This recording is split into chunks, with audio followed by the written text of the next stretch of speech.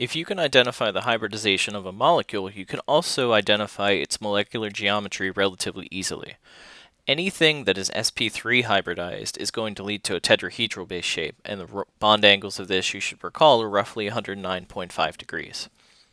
Simple example of this is methane. If we were to draw this out as a Lewis structure, you should note that there are no double bonds. There are 4 sigma bonds, so this is going to be sp3 hybridized. This structure, though, doesn't show us anything about the geometry. A tetrahedral shape begins with carbon in the center. You can have a hydrogen directly up and a hydrogen in the plane of the screen here down and to the left. Now the next hydrogen will be coming out towards you and pointed down, and the last hydrogen is going to be pointed back into the screen and down. So again, any bonds that are regular single lines are going to be in the plane of the board or the screen. Anything with a wedge is going to be coming out, and anything with a dashed bond is going to be going backwards. Okay, let's take another example. NH3, ammonia. Again, if we draw the Lewis structure here, we can see that there are no double bonds. This is going to be sp3 hybridized. The lone pairs always count as if they were a bond. So this is basically making 4 bonds in our example. So we've got this NH3 here. This will give us the same basic tetrahedral shape that we had before, but instead of having a hydrogen atom on the top, what we're going to have is a lone pair of electrons on the top. Now, if you remember, electrons don't take up any space. They're very, very small. So this lone pair, this orbital at the top, basically doesn't count in terms of our geometry. So now we have this bent downward shape. This is going to be trigonal pyramidal.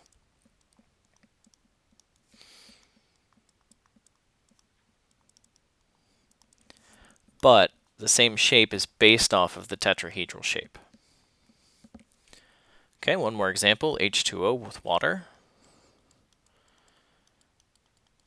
Water, again, has 2 lone pairs, and it has no pi bonds, so it's going to be sp3 hybridized. We've got 1, 2, 3, 4 bond equivalents. How would we draw this? Well, we can draw the oxygen here. We can draw a lone pair directly up if we want to. We can draw another lone pair coming down this way, which means one of the hydrogens will be like this, and one of the hydrogens will be coming out like that.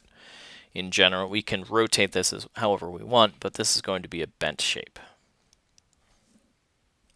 Moving on to sp2 hybridized molecules. If something is sp2 hybridized, it's going to be trigonal planar, and the bond angles are going to be roughly 120 degrees. Now, let's take a look at an example, C2H4. So if we draw the Lewis structure here, notice we're making 3 sigma bonds, so this is going to be sp2 hybridized. That extra pi bond is going to take a p orbital. And if you recall from drawing p orbitals earlier, a p orbital is going to be directly up and down. And the pi bond is the overlap of those 2 orbitals. So where do the hydrogen atoms go? Well, one of them will be pointed this way, directly out towards you. The other one will be pointed directly back into the plane of the paper or the board. And on the other side of the molecule, we'll have the same thing. Notice our drawing here kind of hints at the geometry that we see in this case. So again, these p orbitals here with the pi bonds are going to be directly up and down, vertical in the plane of the screen of the board. Okay, the bond angles here are roughly 120 degrees. Give you another example of an sp2 hybridized molecule is borane, BH3. Okay, this molecule violates the octet rule because boron only has 6 valence electrons. Well, how is that shaped? Well, we've got our boron, and again, we've got a p orbital, but in this case, it's empty. There's nothing in here. There's no lone pair of electrons. There's no pi bond. It's still a p orbital, though.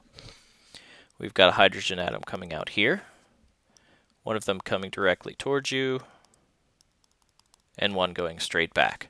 So this is the same basic shape that we saw before.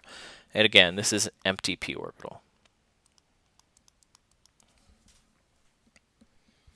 Moving on, CH3 plus. In this case, this is a lot like the borane.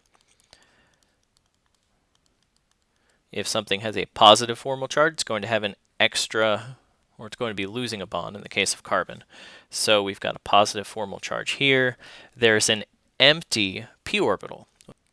Whenever we have a cation, that positive charge resides in an empty p orbital. So this is going to be just like our example of the borane, where we have an empty p orbital. We have our hydrogen atoms coming in a trigonal planar shape, and a lot of times for clarity for that formal charge, we'll just put a positive sign inside the p orbital. Okay, the last hybridization geometry that we're going to look at is sp hybridization. These bond angles are 180 degrees. It gives us a linear shape. Okay, so C2H2, if we draw this out, looks like that. We have two sigma bonds, so it's going to be sp hybridized. And we have two pi bonds, which means we need to take two p orbitals to make double bonds, or to make the extra pi bonds. Okay, these are going to be linear. Why are they linear? Well, we connect the carbon atoms. We connect the hydrogen atoms. As before, we have a p orbital, which overlaps to make our pi bond.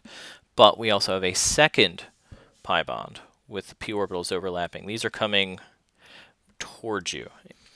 If you want a better picture of this, better than my drawing, go back to the tutorial where we talked about sp hybridization, and you can see the book's picture of it. But essentially, this is going to be a double bond here. These p orbitals are going to overlap to make a double bond. The overall geometry of the shape, because electrons don't take up space again, is going to be right here. It's just linear. Another example, HCN, same idea. We've got a hydrogen bonded to a carbon, triple bonded to our nitrogen with a lone pair. Okay, we've got the carbon in the middle. It's going to have a single sigma bond to both the carbon or the hydrogen and the nitrogen. It's going to have a p orbital pointed directly up, where we get an overlap to make our first pi bond. We have another one pointing out towards you and back. That's where we get our second pi bond. And in the case of the nitrogen atom, we have a lone pair, which is going to be pointing out towards the right, just like the hydrogen is in this example.